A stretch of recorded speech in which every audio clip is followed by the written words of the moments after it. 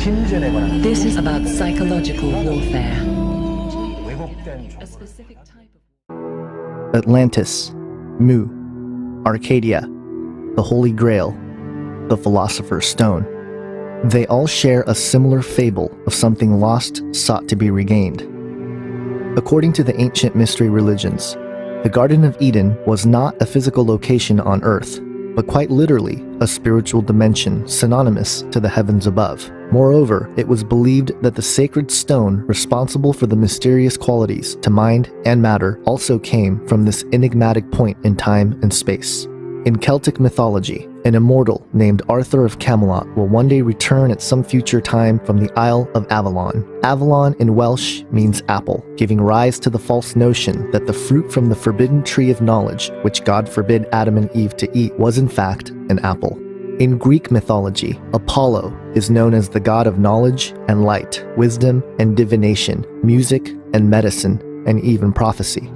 In the Hellenistic period, he became known as the Titan, god of the sun. His twin sister Artemis was known as Selene, or the moon goddess. The Book of Acts mentions what the city of Ephesus believed to be the origin of Artemis. Quote, "And when the town clerk had quieted the crowd, he said, 'Men of Ephesus, who is there who does not know that the city of the Ephesians is temple keeper of the great Artemis, and of the sacred stone that fell from the sky?'" The Muslim Kaaba stone is yet another creation myth that mentions a sacred stone which fell from heaven to earth. The stone was thought to be a fragment of the first paradise. Islamic author Ibn Abbas states, quote, "Muhammad said, 'Indeed, the Islamic teaching of the origin of Adam say that the paradise in which he lived and was subsequently expelled was not even on the earth.'" According to historian Rundle Clark, the Egyptian creation myth mentions a stone that fell from heaven called the Benben stone. This stone was believed to bring the vital essence of life from what is called the Isle of Fire.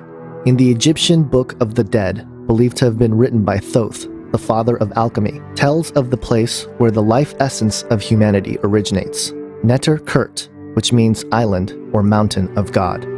The mysterious regenerative qualities of the stone have also been long associated with the rising phoenix, which has its connections with the ancient city of Phoenicia, otherwise known as Sidon or Tyre. It is evident that with this brief survey of ancient creation myths, these occult traditions have forever been the common thread between the practices of esoteric spirituality like alchemy, Hermeticism, and Kabbalah, but also of the secret orders such as the Rosicrucians, Freemasons, and even the Illuminati. The late Christian prophecy author David Flynn summarized, quote, "The common thread within most ancient creation stories was the union of the celestial and terrestrial at a particular time of unparalleled upheaval and change. The marriage of heaven and earth gave birth to the worldwide legends of the gods who descended from the heavens."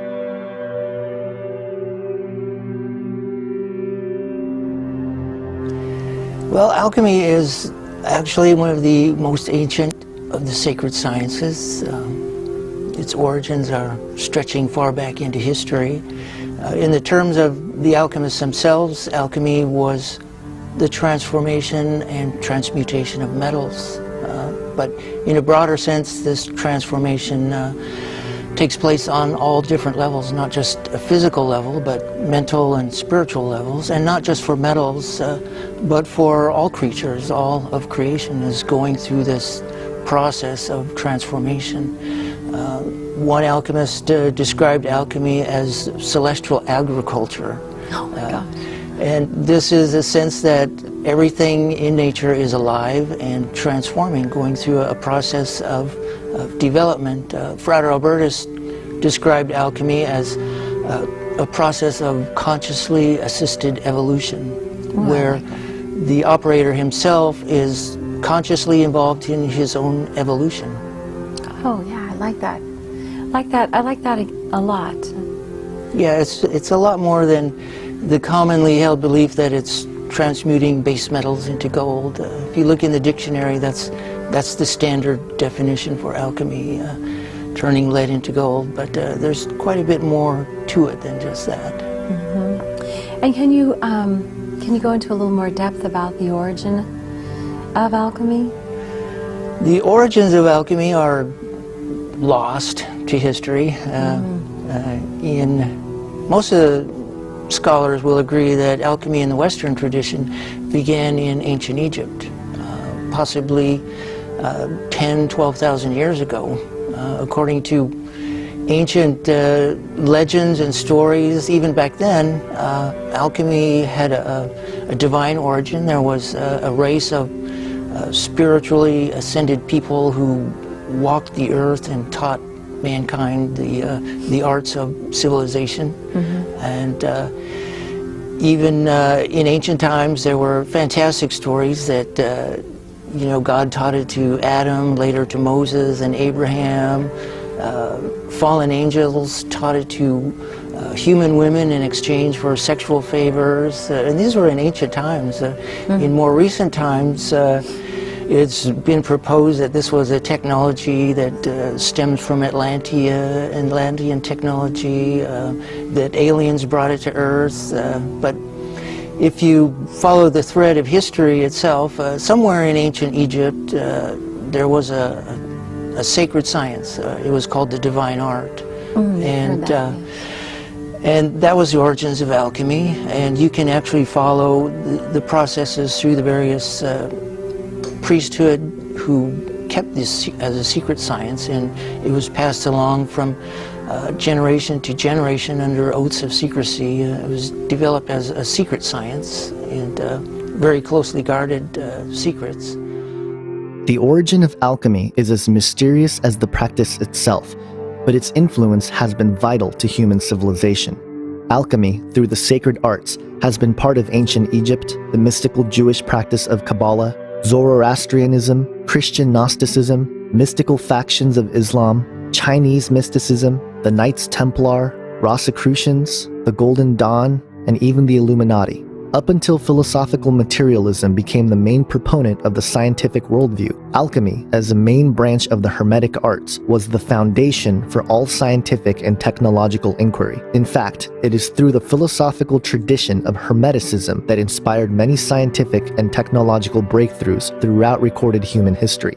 Another obscure account of the passing down of alchemical wisdom from spiritual beings is found in a document attributed to the 3rd century AD, but found in the 11th century Codex Marcianus, entitled Isis, the Prophetess to her son Horus. The story is told through Isis, who is approached by an angel desiring sexual relations with her. Quote, "In the course of events and the necessary revolution of the spheres, and after a certain passing of the Kairoi, one of the angels who reside in the first firmament saw me from above and wanted to unite with me. He advanced, intending to arrive at his goal, but I refused to yield, wanting to learn from him the preparation of gold and silver. The next day, a greater angel named Amnael, who was identified with a mark on his forehead and a vase that was not covered with pitch, but rather full of transparent water, approached Isis. Isis first yielded to Amnael, asking in exchange for the knowledge of alchemy. Quote, "And when he delayed to answer, I did not yield a bit, but I resisted his desire until he let me see the sign which he had on his head, and transmitted to me without reserve and with sincerity the mysteries that I sought. At last, he showed me the sign and began the revelation of the mysteries. Offering oaths, he expressed himself this way: I adjure you to heaven, earth, light, and darkness. I adjure you by fire, water, air, and earth. I adjure you by the height of the heaven, by the depth of the earth and of Tartarus. I adjure you by Hermes, by Anubis, by the roaring of Kerberos, by the serpent who guards the temple. I adjure you by the ferry and by the boatmen of the Acheron. I adjure you by the 3 fates, by the Furies, and by the sword." Israel Regardier, a 20th century French occultist and writer who was Aleister Crowley's personal secretary and transcriptionist, wrote about alchemy in a document entitled The Philosopher's Stone, Spiritual Alchemy, Psychology, and Ritual Magic. Quote, "The alchemical and magical theories roughly amount to this. In the course of long aeons of time, nature has gradually evolved a complex mechanism of reaction which we call man. Marvelous as this organism is in many ways, yet it manifests several defects. A stream cannot rise higher than its source, and without entering into the complicated and at first sight rather bewildering realm of alchemical cosmological theories, it is held that nature has fallen from a certain divine state, from grace as it were. Because of this condition of things, it is held that by herself and unassisted, nature cannot regain her former glorified condition of equilibrium. The great work of alchemy is to bridge the gap or veil that currently exists between the physical and spiritual realm. Another early 20th century author named Herbert Stanley Redgrove, in a book entitled Alchemy, Ancient and Modern, stated, quote, "The famous axiom beloved by every alchemist, what is above is as that which is below, and what is below is as that which is above." The alchemist postulated and believed in a very real sense in the essential unity of the cosmos. And later, Redgrove quotes from the Smaradine Table, also known as the Emerald Tablet, which according to Albert Magnus was found in the tomb of Hermes by Alexander the Great. On the tablet was inscribed 13 lines, one of which read, quote, "Ascend with the greatest sagacity from the earth to the heaven, and then again descend to the earth, and unite together the powers of things superior and things inferior. Thus you will obtain the glory of the whole world, and all obscurity will fly far away from you." Philip Ashley Fanning, in his book entitled Isaac Newton and the Transmutation of Alchemy, an alternate view of the scientific revolution, stated, quote, "In alchemy, human beings had a method of seeking ultimate truth, and it seems to have worked, at least for a fortunate few. The ancient science enabled its practitioners to probe the deep structures of reality and participate in an ongoing creation of the physical world." Later, Fanning goes on to comment on the Philosopher's Stone, quote, "The so-called medicine of the metals, the stone, was thought able to cure supposed diseases of base metals such as lead and tin, thereby enabling them to the perfect metals, silver and gold. Similarly, it was seen as the elixir of life, able to heal man's ills and postpone death. Most important, the stone can help a person merge with the divine spirit that pervaded the universe, in the process becoming godlike himself, a magus. Alchemists viewed the Philosopher's Stone as the key to all knowledge."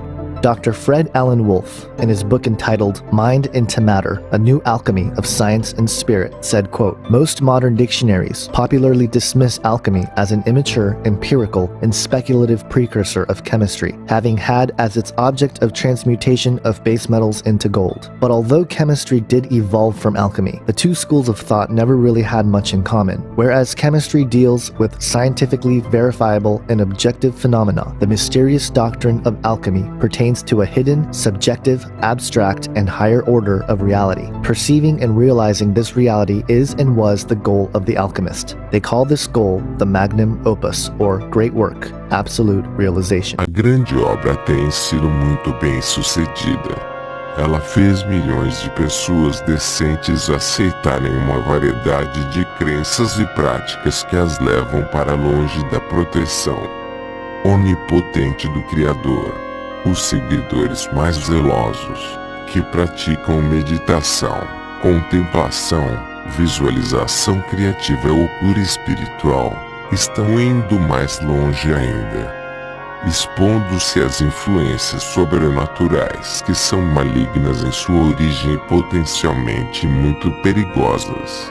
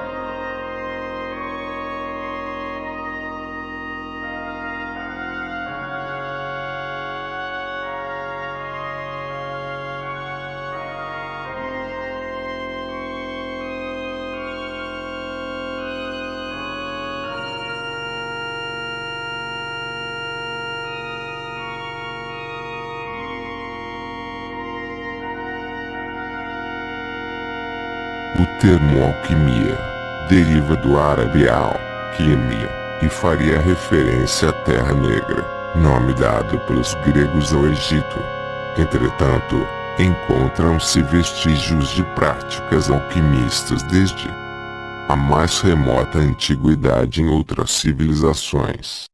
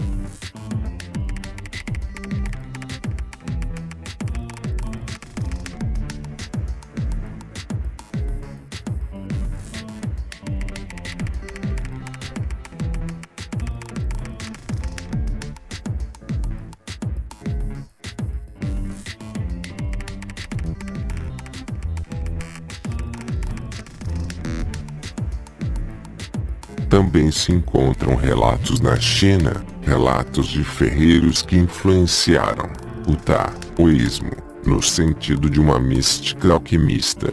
Na Índia, a alquimia se desenvolveu no rastro do tantrismo que, por meio de uma série de práticas corporais, visa transformar o ser para purificá-lo e torná-lo semelhante ao ouro. É no início de nossa era, porém, na bacia mediterrânea, que a alquimia vem ao mundo ocidental, sob o patrocínio de Hermes, alquimistas alexandrinos do século IV, tais como Zósimo, Maria, a Judia, ou ainda Sinésio, exploram três caminhos diferentes, mas complementares. Segundo eles, não somente transmutar metais em ouro, mas também prolongar a vida para, segundo eles, finalmente, se tornarem com a divindade. No decorrer da Idade Média, seus trabalhos transitam pelo mundo árabe, cujo alquimista mais célebre é o Sufi, Jabir ibn Hayyan, século VIII. É somente no século VII que este conhecimento trazido pelos anjos maus penetra no ocidente cristão. Os maiores intelectuais dessa época mostram interesse pela alquimia. Alberto Magno, nascido em 1193 e falecido em 1280. Roger Bacon, 1214 a 1294, mas também Raimundo Lúlio, nascido em 1235 e falecido em 1313, teve alto interesse por este conhecimento oculto. O fim da Idade Média e a Renascença representam o apogeu da pesquisa alquimista, em torno de personagens como Nicolas Flamel e, sobretudo, o médico suíço Paracelso, 1493 a 1541, que utilizava os princípios da alquimia com o objetivo de confeccionar remédios. mas também era um forte ocultista, que se empenhava na criação e uso de talismãs mágicos, e na abominável tentativa de ser Deus, criando seres inanimados, que passaram a ser conhecidos como homúnculos. Os laboratórios de alquimia floresceram então nessa época, na Europa, e houve até mesmo soberanos que se envolveram e envolvem até hoje na busca da tal pedra filosofal. Assim, o imperador Rodolfo II, nascido em 1552 e falecido em 1612, acolheu em Praga os adeptos de maior reputação de sua época na alquimia, e os instala na Ruela de Ouro, no coração da capital tcheca. Os alquimistas formam então uma verdadeira sociedade secreta, cujos membros percorrem a Europa em busca de conhecimentos e de aperfeiçoamentos. No século clássico ainda, Newton, nascido em 1642 e falecido em 1727, ou Leibniz, 1646 até 1716, acreditam na ideia da transmutação dos metais. Segundo os alquimistas, o saber alquimista não pode ser divulgado para qualquer um. Essa é a razão pela qual cuidam de recorrer a uma linguagem esotérica repleta de desenhos e de símbolos que somente o iniciado pode compreender. Para os adeptos, a alquimia não se reduz à simples transformação dos metais. Essa é uma etapa necessária no caminho de um desígnio maior, ainda, a edificação de si. Com isso, deve-se entender que os alquimistas mais avançados procuram transformar a si próprios. A busca filosofal, ao mesmo tempo em que é realizada no laboratório, se torna metáfora de uma busca interior. Essas concepções místicas influenciaram outras sociedades secretas, como a franco-maçonaria, cujo ritual iniciático se parece com uma purificação alquimista. Mas para certos alquimistas, a grande obra vai mais longe ainda, permitindo a comunicação com o que eles chamam de princípio criador, e segundo eles uma garantia de uma unidade no final de todas as coisas. Todo o ensino que estes anjos malignos trouxeram ao mundo foi a alquimia, e através destes ensinos, a humanidade se corrompeu e até hoje se corrompe. Toda religião segue estes princípios, mesmo que, em oculto, opor outros nomes e práticas. Mas as escrituras nos dão muitas provas que isso é totalmente desprezível aos olhos do Criador, pois logo após todos estes ensinos e a maldade ser multiplicada pela terra, assim veio o dilúvio. Mas o Criador achou graça perante Noé, um justo em sua geração, e que pelo seu mérito, o Eterno teve misericórdia da humanidade e o mundo não foi completamente aniquilado. Assim como sempre existiram remanescentes fiéis do Criador por todas as gerações, que preferem seguir a sua palavra do que religiões criadas por homens. Seguindo este êngodo, o movimento Rosa Cruz se inspira nesta concepção teúrgica, fazendo de seu fundador, Christian Rosenkreutz, um infame alquimista, próximo da figura de uma espécie de Messias. Assim como os egípcios também viam isto na figura de Hermes Trismegisto.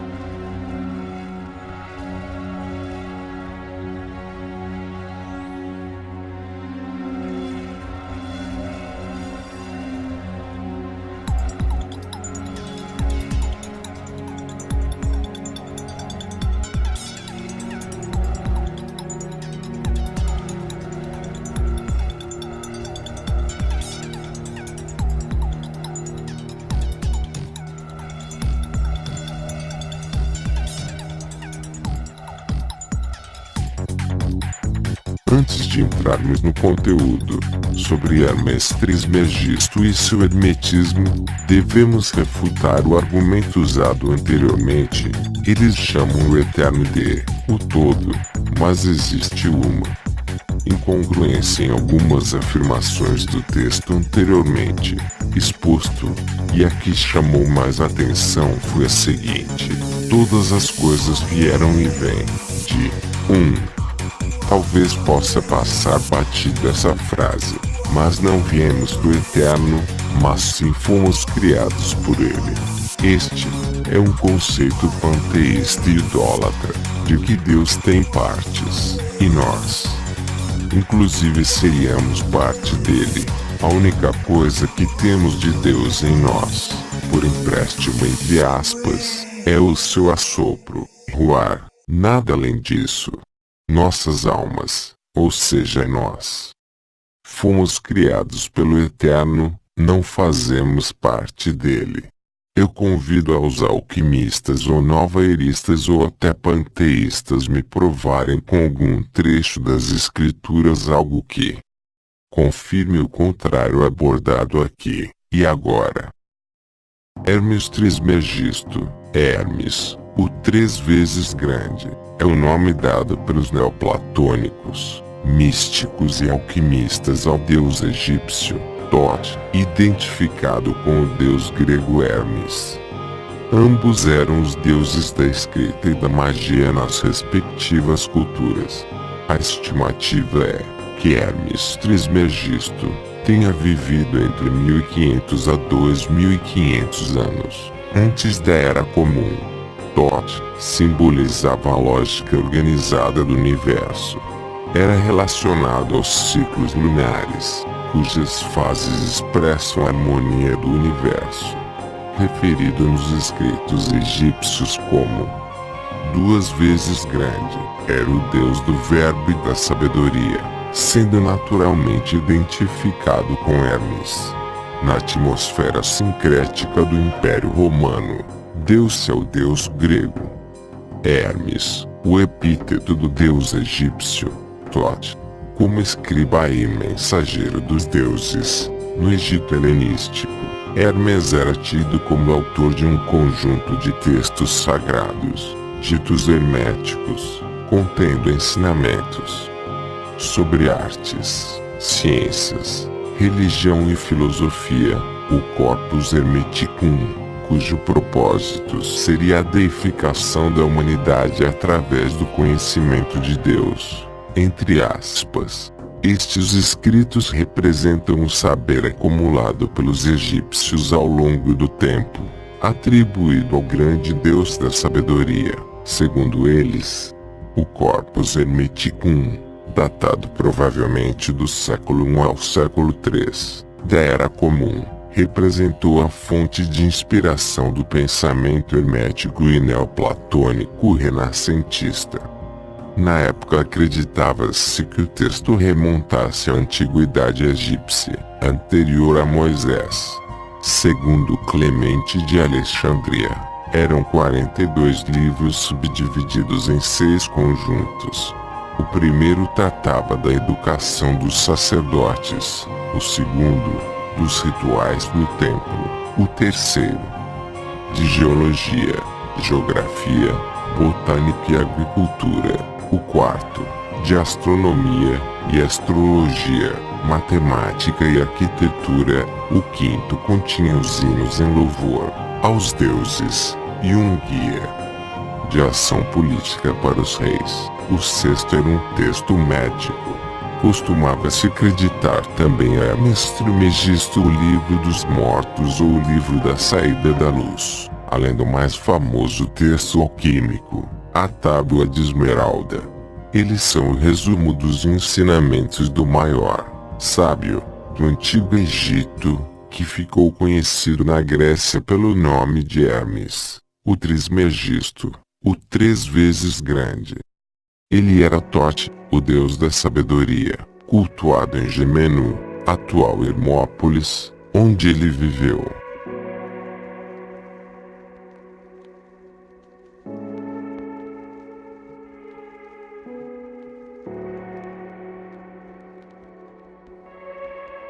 O símbolo do hermetismo é o caduceu, bastão de ouro, com duas serpentes defrontadas e enroscadas em torno dele, sob um par de asas em que se termina a extremidade superior. Diz a mitologia que pertencia a Apolo e foi trocado por uma flauta, passando a ser o símbolo de Hermes ou Mercúrio, como emissário dos deuses, protetor dos rebanhos e condutor das almas. Na obra Corpus Hermeticum, fala da purificação do espírito e defende práticas religiosas pagãs, como a veneração de imagens. No primeiro livro está registrado um diálogo entre Hermes e Poimandres, o suposto deus que eles seguem, ou também chamado de Nous, sendo o primeiro contato entre eles. Poimandres revela a Hermes os segredos do universo. Primeiro, apenas por um ato de vontade, ele criou o cosmos, separando os 4 elementos básicos: fogo, água, ar e terra, que foram ordenados em 7 céus, que passaram a orbitar em círculos e governam o destino. Vixe, destino e o livre-arbítrio. De fato, essa visão está longe de ter aval do Deus Uno, o Deus das Escrituras. Também consta no livro que, por outro simples ato de vontade divina, o Verbo apareceu do nada para materializar os elementos. Deus então fez os círculos girarem, e de suas matérias surgiram as criaturas.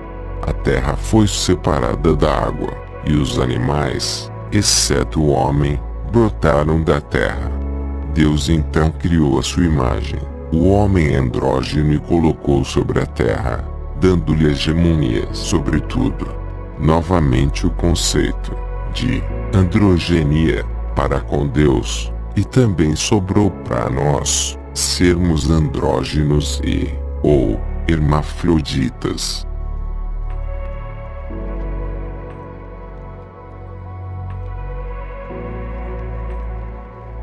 Segundo, no 6º dia da criação, Deus criou o homem à sua imagem.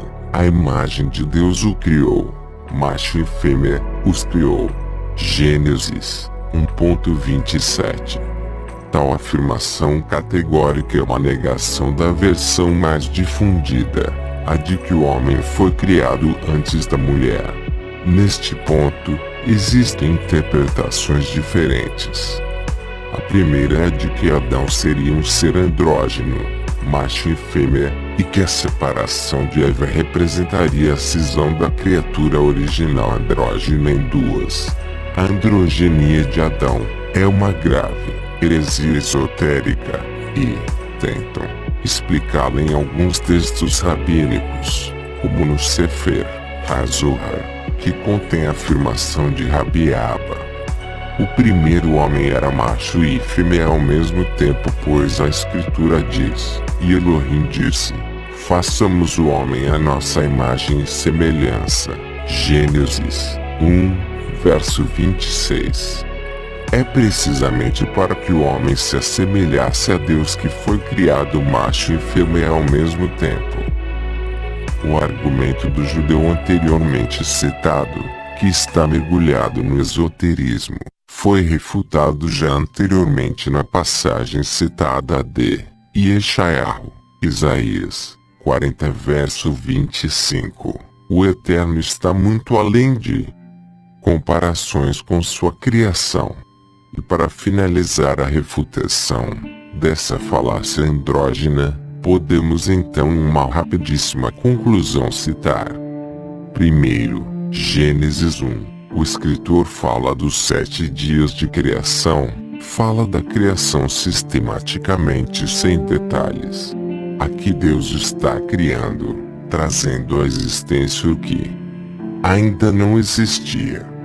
Segundo, Gênesis 2, o escritor aborda os detalhes da criação, explicando como foi criado.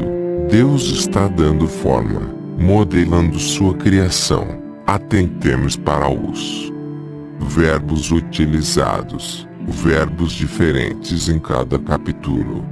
Por isto em Gênesis 1 é falado rapidamente, a imagem de Deus o criou, falando da criação, ser humano, e logo após macho e fêmea, os. Repare que é plural, não é singular, o criou, mas sim, os criou. Se estivesse escrito macho e fêmea, o criou, aí poderiam estar falando a verdade estes esotéricos idólatras. Não esqueçamos das falsas divindades que mostramos em nossa série que também eram andrógenas, exemplo Baphomet. No livro 9 do Corpus Hermeticum, o suposto Deus, que também é chamado de Nous, explica que a origem das coisas boas e más depende com que o homem faz alianças com Deus ou com os demônios. Os demônios, mais sorrateiros e acessíveis, são os causadores do adultério, do assassinato, da violência doméstica, dos sacrilégios, da impiedade, do suicídio, etc. Menciona o livro que entre as coisas consideradas extremamente pecaminosas e que mais ofendem a Deus, é o homem concentrar sua vida em coisas materiais. É um agravo a Deus e para si mesmo o homem não ter filhos. Neste contexto, filho não significa apenas descendente, mas também as criações do homem. Daí adveio a conclusão porque Deus é Pai, pois é o Criador de todas as coisas. O bem supremo é o poder criador. Ops, quem cria a alma do filho de um casal não é o homem, e sim Deus, o Criador. No período entre o final da Idade Média e o Renascimento, foram criadas algumas sociedades ocultas com princípios herméticos. Porém, foi no limiar do século XIX que elas se multiplicaram sobremaneira, sendo o hermetismo praticado em grupos, como a Ordem Hermética da Aurora Dourada, Golden Dawn, Ordem do Aurum Solis, na maçonaria, Rosa Cruz e etc. A tradição esotérica ocidental está impregnada com o hermetismo. Estudiosos, como Giovanni Pico della Mirandola, que tentou sincretizar a cabala judaica, que ele acreditava que foi recebida por Moisés no Monte Sinai, com a mística cristã, para tornar o hermetismo melhor compreendido pelos europeus do Renascimento. Da Tabula Smaragdina, Tábua de Esmeralda, não é conhecido o original em grego. A versão conhecida mais antiga, datada de 934 era comum, está em árabe, fazendo conjunto com outros tratados reunidos num manual de alquimia com o nome de Livro dos Segredos da Criação. Foi traduzido para o latim por Hugo Sanctelensis, bispo espanhol. A parte mais conhecida pelos ocultistas é o aforismo, como é, acima está embaixo, que grosso modo, significa, o que está embaixo corresponde ao que está em cima. Para realizar o milagre das coisas e vice-versa. Como já cansamos de ver por aqui. Também se refere às três partes do que eles chamam de sabedoria universal, alquimia, astrologia e teurgia.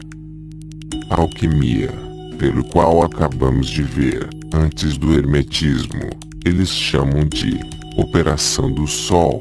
Ela não é simplesmente a transformação de chumbo em ouro, trata-se de investigação sobre a vida espiritual, ou existência material, através do conhecimento dos mistérios do nascimento, morte e ressurreição. Segundo a doutrina, as várias etapas da destilação e da fermentação são aspectos destes mistérios. A astrologia, pela qual eles chamam de operação da lua, Segundo os escritos de Hermes, foi Zoroastro quem descobriu a astrologia e ensinou ao homem. Na doutrina hermética, o movimento dos astros tem significado maior do que o entendido pelas leis da física. A astrologia tem influência sobre a Terra, mas não tem o poder de determinar as ações humanas. A sabedoria está em saber administrar estas influências. A teurgia, eles chamam de operação das estrelas, é a sabedoria de saber lidar com a magia. Existem dois tipos de magia: a magia negra, aliança com espíritos malignos, os demônios, e magia ou teurgia, que eles chamam de divina, aliança com um suposto Deus e seus mensageiros.